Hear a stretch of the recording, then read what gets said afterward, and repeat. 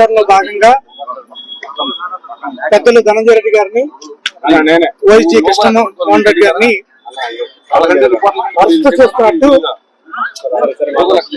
Report ఇవ్వడం జరిగింది.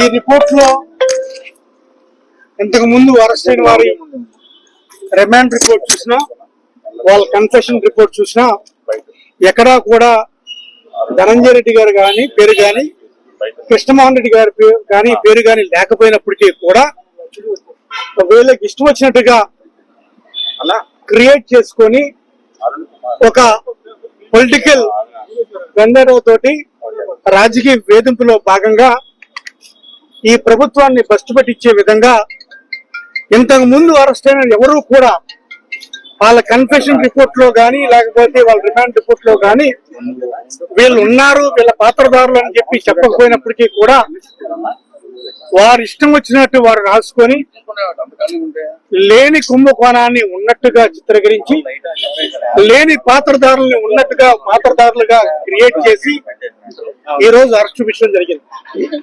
ఈ రోజు క్లియర్ గా సుప్రీంకోర్టు ఏదైతే ఈ ఇద్దరు కూడా బెయిల్ కోసం వెళ్లారో, బెయిల్ రిజెక్షన్ లో భాగంగా మీరందరూ కూడా గమనించింది సుప్రీంకోర్టు కామెంట్స్ ఏ విధంగా రాజకీయ దురుద్దేశంతో, రాజకీయ కక్షతో అరెస్టులు చేపడుతున్నారు అనేది సుప్రీంకోర్టు వ్యాఖ్యానించింది.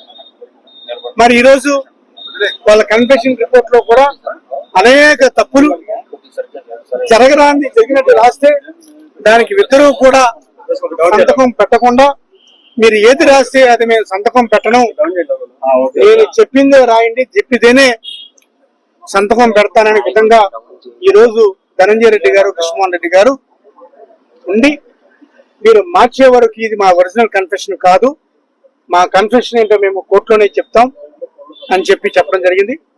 తప్పకుండా మీ అందరికీ తెలుసు ఏ విధంగా లిక్కర్ విషయంలో, లిక్కర్ పాలసీలో పోయిన government, YSR Congress party government ఏ విధంగా పారదర్శకంగా ఉంది, ఏ విధంగా లిక్కర్ షాపుల్ని తగ్గించింది, ఏ విధంగా కన్జంప్షన్ తగ్గించింది, ఏ విధంగా అత్యధిక రెవెన్యూ గవర్నమెంట్ కి ఇచ్చింది అనేది మీ అందరికీ తెలిసిన విషయం.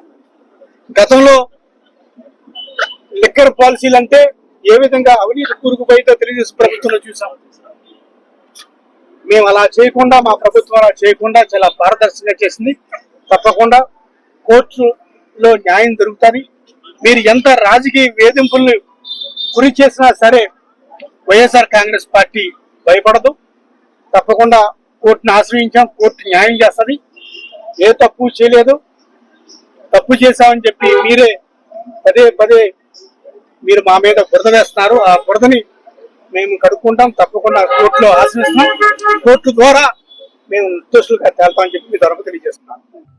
ఈరోజు రాష్ట్రంలో రెడ్ బుక్ రాజ్యాంగం, ఈ యొక్క రెడ్ బుక్ రాజ్యాంగంలో ఎంతవరకు దిగజారిపోయారంటే ఒక కక్షపూరితమైన రాజకీయాలతో, కక్షపూరితమైన పనులతో ఈరోజు చంద్రబాబు నాయకత్వంలో ఎవరైతే రాజకీయ నాయకులు గారు ఈరోజు అధికారుల్ని, ఈరోజు పెద్దలు మాజీ ఐఏఎస్ అధికారి ధనంజయ రెడ్డి గారిని, అదేవిధంగా పెద్దలు మాజీ ప్రభుత్వ అధికారి కృష్ణమోహన్ రెడ్డి గారిని ఈరోజు కక్షపూరితంగా, అన్యాయంగా, తప్పుడు కేసులతో ఈరోజు అరెస్ట్ చేయడం జరిగింది. గతంలో ఆంధ్రప్రదేశ్ చరిత్రలో ఎప్పుడు ఇలాంటి సంస్కృతి అంటే ఒక ఐఏఎస్ని, ఒక ఐపీఎస్ని ఈరోజు జైల్లో పెట్టాలి, తప్పుడు కేసులతో వాళ్ళని అరెస్ట్ చేయాలని చెప్పని ఒక తప్పుడు సంస్కృతి, కొత్త సంస్కృతి ఈరోజు కూటమి ప్రభుత్వం చంద్రబాబు నాయుడు ఆధ్వర్యంలో ఈరోజు ఒక కొత్త సంస్కృతి, కొత్త సాంప్రదాయం మన ఆంధ్రప్రదేశ్ రాజకీయంలో వెళ్తున్నారు. ఈరోజు ఏ ఒక్కరి గారా కృష్ణమోహన్ రెడ్డి గారి పేరు కానివ్వండి, ధనంజయ రెడ్డి గారి పేరు కానివ్వండి, ఏ ఒక్కరి గారా చెప్పలా. కానీ ఈరోజు వాళ్ళందరికీ వాళ్ళు ఒక కొత్త స్టోరీ ఏదో పుట్టించుకుని వాళ్ళ పేరు గారు ఇన్వాల్వ్ అయ్యే విధంగా, వాళ్ళ పేరు గారు ఏదో చెప్పారని చెప్పని ఎవరి గారు కన్ఫెషన్ ఇవ్వకుండానే ఈరోజు ధనంజయ రెడ్డి గారిని, కృష్ణమోహన్ రెడ్డి గారిని అరెస్ట్ చేయడం జరుగుతుంది. ఈరోజు ప్రజలందరూ గారు గమనిస్తున్నారు. ఈరోజు ఏదైతే లిక్కర్ గురించి మాట్లాడుతున్నారో గత 5 సంవత్సరాలు జగన్మోహన్ రెడ్డి గారు ఒక నాయకత్వంలో ఈరోజు ఒక మంచిగా ప్రజానికానికి మంచి చేసే విధంగా ఆ రోజు లిక్కర్ని అందుబాటులో తీసుకొస్తాం కానివ్వండి, ఏదైతే గత తెలుగుదేశం ప్రభుత్వంలో ఏదైతే డిస్ట్రిక్ట్స్ ఉన్నాయో అయ్యే కొనసాగింది. మరి దీంట్లో ఏం జరిగిందని చెప్పని ఈరోజు వాళ్ళని ఈరోజు అన్యాయంగా అరెస్ట్ చేస్తున్నారు. తప్పకుండా ఈరోజు కోర్టు వాళ్ళ మీద మాకు నమ్మకం ఉంది, మా అందరి గారి నమ్మకం ఉంది. తప్పకుండా 60 ఏళ్ళు పైబడినది కాబట్టి తప్పకుండా న్యాయం చేస్తారని చెప్పని ఈరోజు మేము అందరం గారా భావిస్తాం.